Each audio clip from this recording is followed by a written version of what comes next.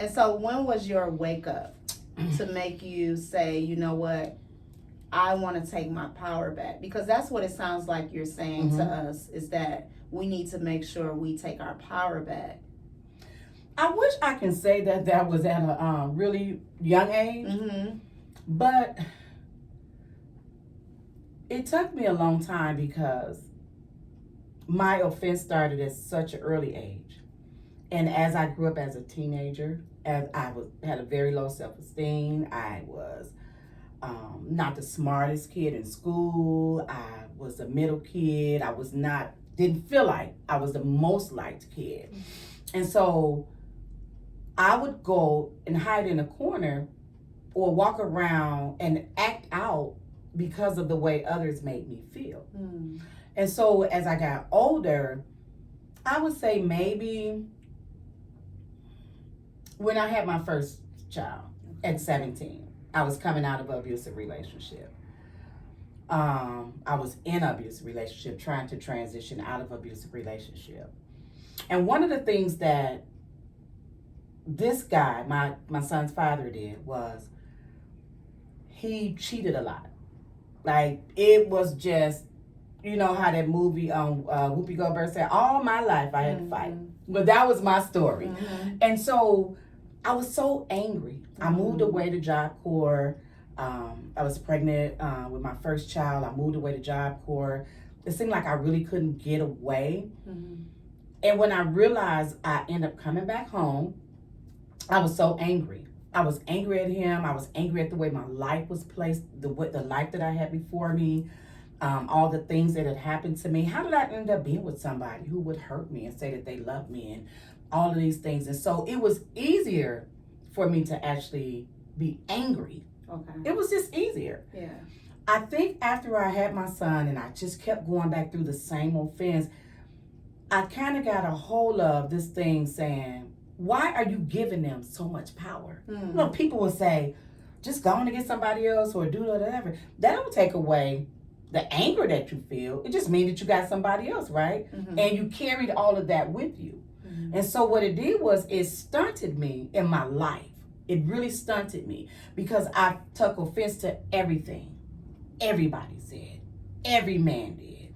And so when I realized is that I had to free myself, that I had the power to walk out of this situation, by even if he didn't ask for my forgiveness, that I was able to say, I forgive you for what you've done to me. Yeah.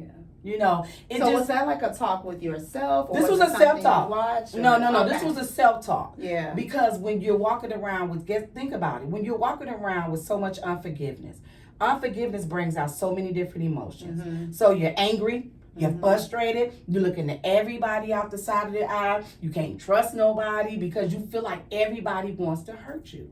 And so a lot of times it's sad to say when you're going through a situation like that, you don't have other people around you. Because first of all, guess what? People are going to get tired of talking to you about it. They're going to be like, just walk away or let it go. Well, that's easier said than done. There was no power in me walking away. The power was in me forgiving and taking back my life. Making that decision to just say, you know what, I forgive you. Because apparently there's nothing wrong with me. There must be something wrong with you. And so when I realized that first time that what you did to me no longer offended me. It didn't even affect me. You know, not to the place that I was up all night, because when I was mad at you and not forgiving you, guess what I was doing? I was sitting up all night crying. I was angry. I was bitter. I was depressed. I was frustrated. And you were going on with your life. So when you think about the person who've offended you, that you holding hostage by holding back your forgiveness, what has it stopped them from doing? Say that again. What have it stopped them from doing? They have went on with their lives, found somebody else, or whether it be a male or a female. It could be in relationship with friends. Right. It could be with your parents. It can be with somebody you in love with. What are you gaining? You showing them by walking around saying, I ain't forgiving them. And guess what they're doing? Walking around, enjoying life, They not sitting up crying, oh, Estelle won't forgive me. Oh, what am I going to do? I ain't going to make it. No. I asked for the forgiveness. It's not my fault that she don't want to forgive me. So why would I hold myself hostage? Because she don't want to forgive me. I'm finna live my life. I'm finna live my life. Yeah. I'm going to find somebody else that I'm going to be in a relationship with, whether it be friendship, boyfriend, girlfriend, husband and wife, whatever that is. You carry the power of your freedom. You do. Life and death is in the power of your tongue.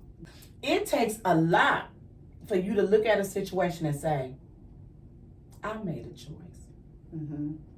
I want my freedom back. I want my peace back.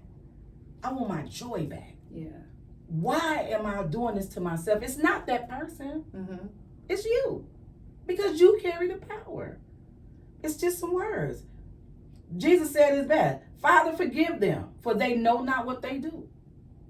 So why can't we take on that same ownership? You know, people say, well, you know, if your brother slapped you, how many times do I forgive him? 7 times 7. I feel the same way about forgiveness.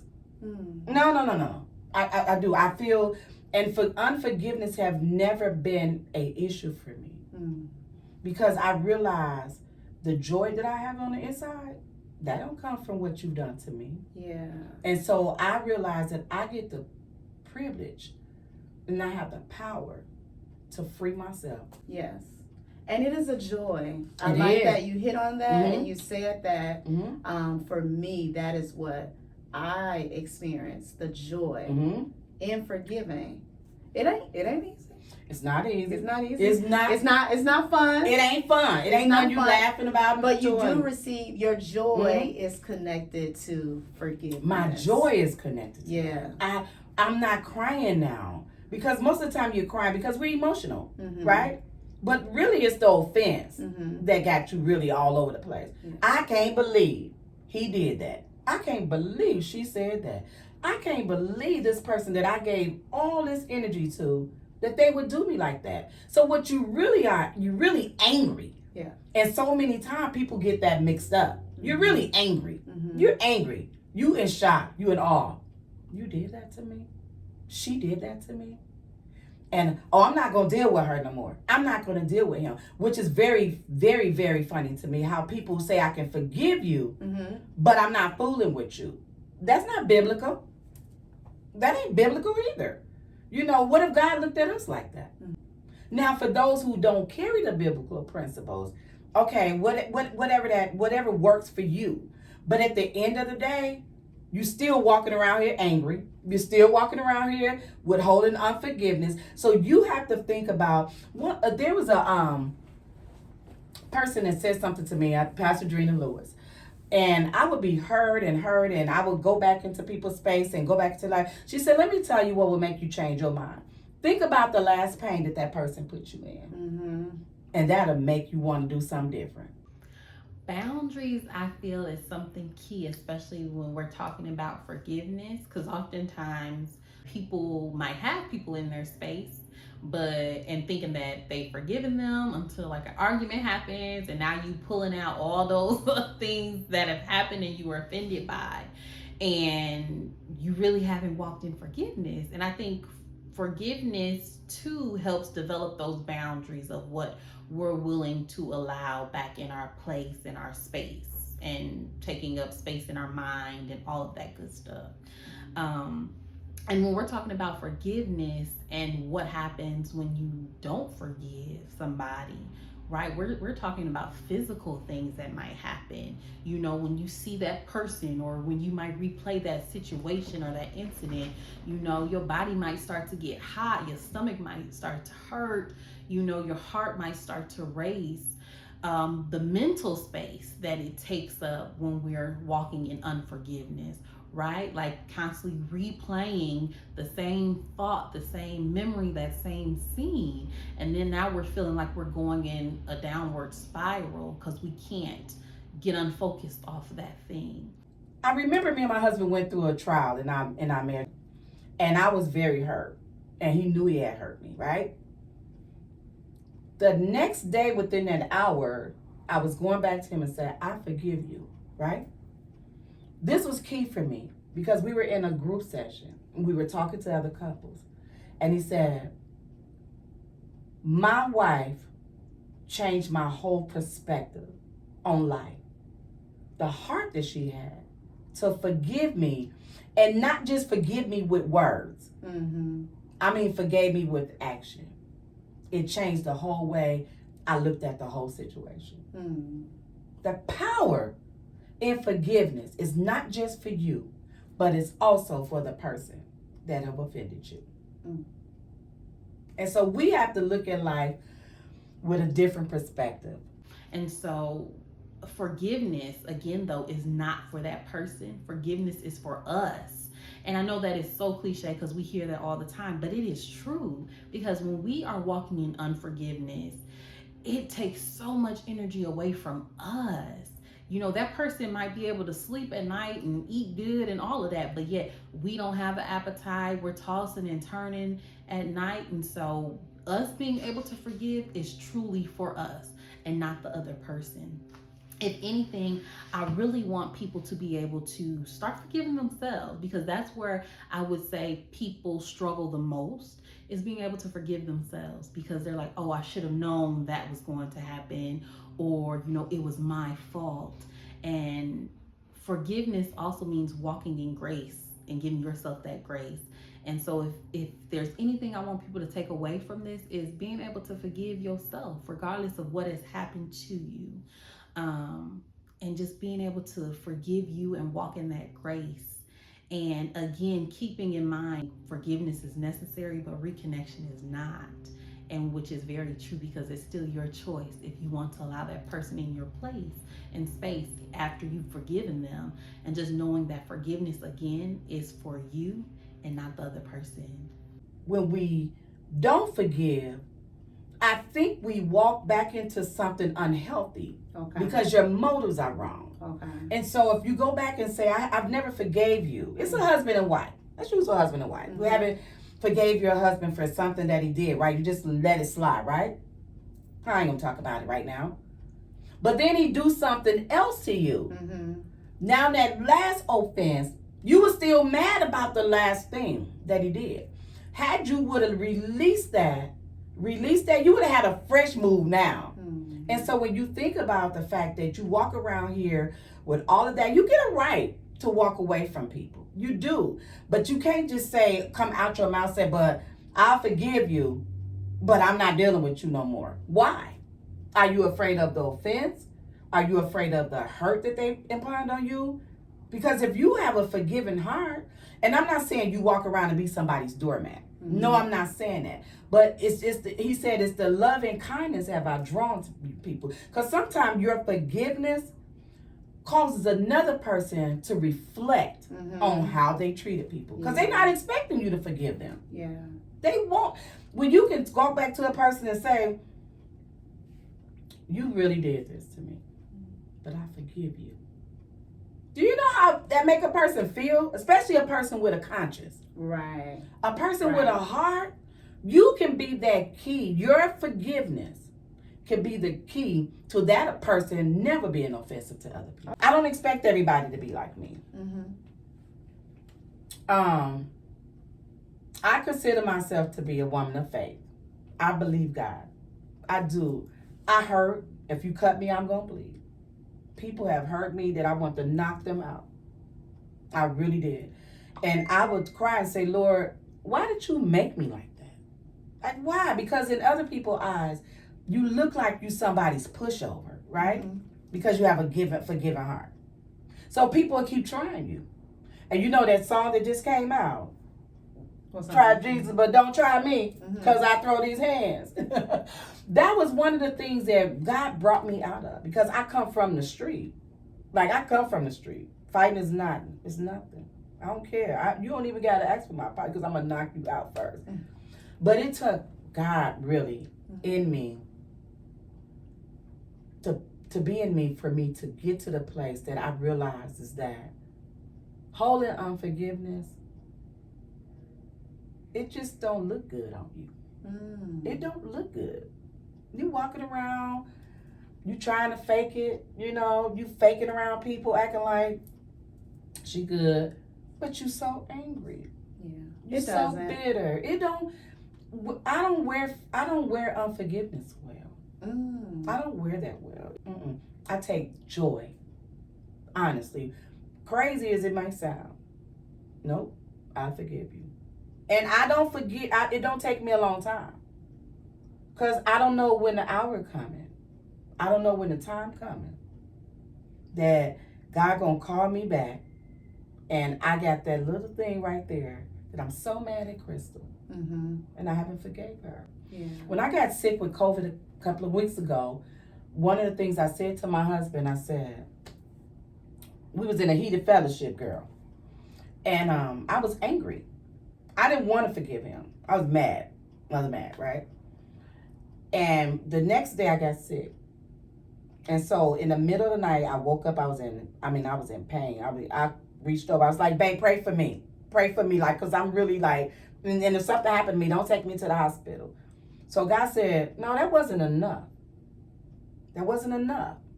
So that morning when I got up, I started talking to him about how I felt. And I said, I forgive you. Now get this. I forgave him for an act that he really didn't even know he had did. Now I'm walking around mad. He didn't even know he had offended me. But what if that night God had called me and I still had all that in my heart? I was angry. Yeah. I was angry. And I knew I was going to forgive him because it's in my nature. Yeah. But He knew you did it immediately. I did it immediately. Yeah. Don't because of walk the him. circumstance you were in. God put me in that situation. Yeah. Yeah. And so that's why it's so important for me to release all of that anger, that unforgiveness, because it's a part of my freedom. It's a part of who I am. My integrity means a lot. It's a part of who I represent. That's my identity. And freedom is what I will have. Nobody gets to take that from me. Nobody and no situation gets to take that from me. I could talk about forgiveness all day because I realize how powerful it is. I realize how Jesus, and I know I go back, but that's my background. And for women who don't know who God is or who really don't, reference God, this is nothing against you. But I realize how many times he had to forgive us for the things that we do. And so when you reference and you're talking about your background as a woman of faith, can you share a little bit about how you had to exercise forgiveness as a leader, as a member in the church? Because a lot of times we as women and everyone just church hurt has been a big thing for people. So how do we deal with that? First, we want to look at what's church hurt. Is church hurt? The church is a building. Who offended you in the church? Who hurt you in the church? And being a leader in church has taught me so much, right? I've had some hurt days by people I walk with, people I prayed for, people I prayed with. What has gotten me through in ministry is standing my ground and realizing that the word of God never changes. And realizing that whatever God has brought me to, he's going to bring me through it. And so a lot of times people will be offended by something somebody said to them or something somebody did to them in the church. And they'll say, the church hurt me. No, Crystal hurt me. Or such and such hurt me. I don't want to go back to church because of that. Why? Why do you not want to go back to church? Because of something one person did to you. Because we go to our jobs, we be offended by that, but we go back. People have offended you. What has kept me was that everything that I do, this is my saying, I do it as unto the Lord. And I realize is that he said in his word that he will make my enemies my footstool. And I realize, this is my favorite, one of my favorite scriptures. He that has begun a great work in me, he's going to perfect, he's going to finish. Don't mean that I'm not going to go through some heartaches. Doesn't mean that I'm not going to go through some offense. You don't think as he walked the earth, he didn't go through that? We as believers have to get to the place is that we ask God daily to kill our flesh. And I know that, and not to the point that we're saying, God, get them for what they done to me, right? My thing is, Father, forgive them, for they know not what they do. They don't realize that I'm an anointed one, that I'm chosen by God. They didn't know. They didn't know, girl. They had to ask him again. And so when I think about the hurt of the people who I've labored with, the people that I've given my last to, I've cried with, and they've offended me. When I get ready to pray to my Father, and I'm holding all that in my heart, he said, I won't even hear your prayer. So you think anybody in the church, anybody in the street is going to allow me to have the opportunity and the privilege to talk to my Father when all I got to do is release all that unforgiveness and move on? I need him to hear me. He said that if I hold all that in my heart and then get down on my knees and pray, he won't even hear me. I'm convinced, as the word said, I'll let nothing or nobody separate me from that. All right. So that's my perspective. Thank you. You're welcome.